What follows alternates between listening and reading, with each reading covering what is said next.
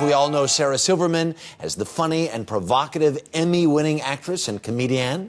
Now she is also an author, having written her memoir called The Bedwetter, Stories of Courage, Redemption, and Pee. And Sarah Silverman is with us this morning. Good morning. Good morning, Harry. How you doing, bub? I'm well. How are you? I'm good. I've seen you on television so much, I'm not so sure our paths have ever crossed. And one of the things that occurs to me immediately is how pretty you are. You're really pretty. I'm very, very pretty. Yeah. Yeah. I didn't know that I could make that into a laugh line. That's good. Thank you. I'm picking up this book, I'm reading this book, and it reminded me some of reading Lenny Bruce, How to Talk Dirty and Influence People. Have you ever come across that, his autobiography? No, I did not. I've never read his autobiography. Yeah. But thank you. Okay. For the comparison. Because there are, some people have said you are that person in a female body in a different sort of generation, a person who's kind of knocking down doors and saying, we're going to take comedy in some places it's never been before. Yeah.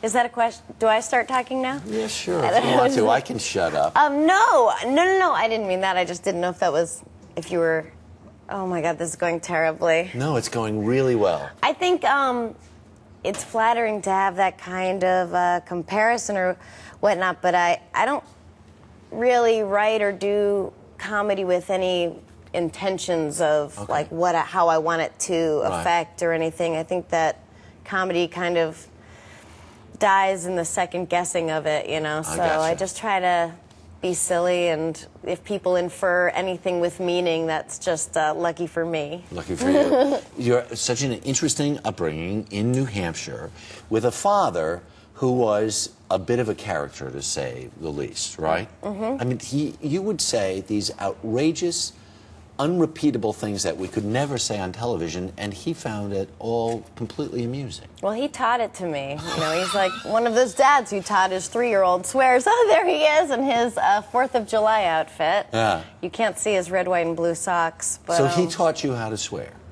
Yeah, he thought it was funny, you know, like a 3-year-old swearing. And it's funny because I don't think it was until I started doing interviews and stuff that you're kind of forced to deconstruct your life a little bit. And you know how like the biggest realizations are so simple? Mm-hmm.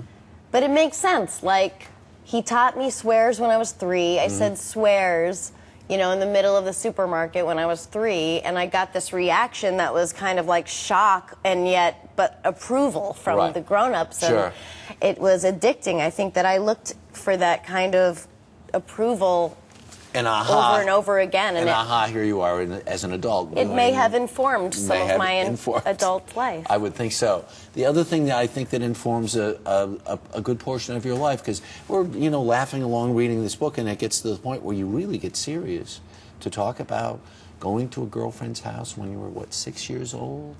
And there's a sleepover, and you're not sure, and you're a bedwetter, and you try to communicate to your mom, I don't really want to stay here tonight. And she says, go ahead, honey.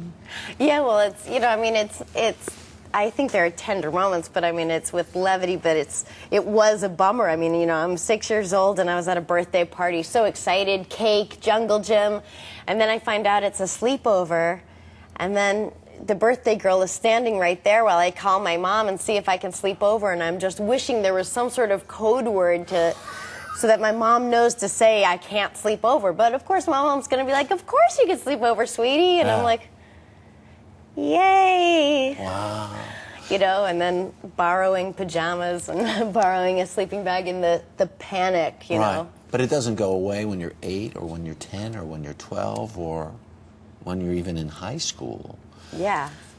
That is a horrendous burden, I would think, to have to sort of figure out how to cope with life with at that age. It was for me. I mean, it's just to be like 14 and still be wetting the bed, and just the humiliation and like the going to sleepaway camp, you know, your whole life, and knowing that every night is going to be kind of a disaster, but even worse the mornings, you know. Yeah.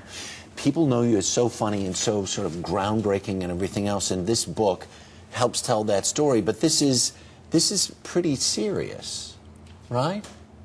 Do you know why you wrote this book? You know, Harry, I wanted to tell my story and help little girls.